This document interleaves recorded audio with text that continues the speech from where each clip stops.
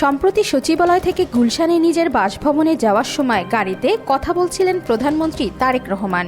এ সময় তার ব্যবহার করা ফোনটি ক্যামেরায় ধরা পড়ে। এরপরই শুরু হয় আলোচনা। বিভিন্ন দেশের রাষ্ট্রপ্রধানরা নিরাপত্তা ও তথ্য বেহাত হওয়া থেকে নিরাপদ থাকতে বিভিন্ন ধরনের ফোন ব্যবহার করেন। এর মধ্যে বাংলাদেশের বর্তমান প্রধানমন্ত্রী তারেক রহমানের হাতে দেখা গেছে সহজে চোখে না পড়া এমন একটি মডেলের ফোন। অনলাইনে সার্চ দিয়ে দেখা গেছে প্রধানমন্ত্রী তারেক রহমানের হাতের ফোনটি সিরিন ল্যাবসের তৈরি সিরিন ফ্যানি, বিশ্বের প্রথম ব্লকচেন নির্ভর ফোন, যা প্রথম রিলিজ হয় 2018 সালের মে মাসে। আর এর জনপ্রিয়তা পেতে শুরু করে 2018 সালের শেষের দিক থেকে। ব্লকচেনে কোনো তথ্য বিকৃত করা যায় না, নির্ভুল তথ্য এতে থাকে। এই ফোনে তথ্য হ্যাক হওয়ার কোনো শঙ্কাও নেই। এই ফোনটি স্ন্যাপড্রপার প্রসেসর ফোনটিতে সিরিন অপারেটিং সিস্টেম ব্যবহার করা হয়েছে।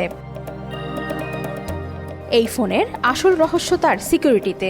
তথ্য প্রযুক্তির এই যুগে একজন প্রধানমন্ত্রীর ফোন যতটা সিকিউর থাকা দরকার সবকিছুই আছে এর মধ্যে। সিরিন ল্যাবসের তৈরি করা এই সিরিন ফ্যানের বিশেষ বৈশিষ্ট্য হলো একটি গোপন স্ক্রিন। এই ফোন যেই ব্যবহার করবে তাকে ডাবল সিকিউরিটি চেকের মধ্য দিয়ে যেতে হবে। আপনি যখন এই ফোনটি খুলতে যাবেন কিংবা কোনো কিছু করতে যাবেন, তখন এই ফোনের উপরিভাগে থাকা আলাদা একটি স্ক্রিন বেরিয়ে আসবে, যা ফোন থেকে সম্পূর্ণভাবে আলাদা। এরপর দুই স্ক্রিনের দেখানো নিরাপত্তা কোড মিলিয়ে যাচাই করার পরই ফোনটি ব্যবহার করা যাবে। প্রশ্ন জাগে, তাহলে এই ফোনের দাম কত? সিরিন ল্যাবসের তৈরি করা এই ধরনের নিরাপত্তা নির্ভর স্মার্টফোনের দাম সাধারণত প্রায় 999 থেকে 3500 মার্কিন ডলার পর্যন্ত হতে পারে। এই ফোনটি এখন আর বাজারে তেমন পাওয়া যায় না, তবে সেকেন্ড হ্যান্ড ফোন পাওয়া যায়। এই ফোনে একটি কোল্ড স্টোরেজ ক্রিপ্টোকারেন্সি ওয়ালেট রয়েছে।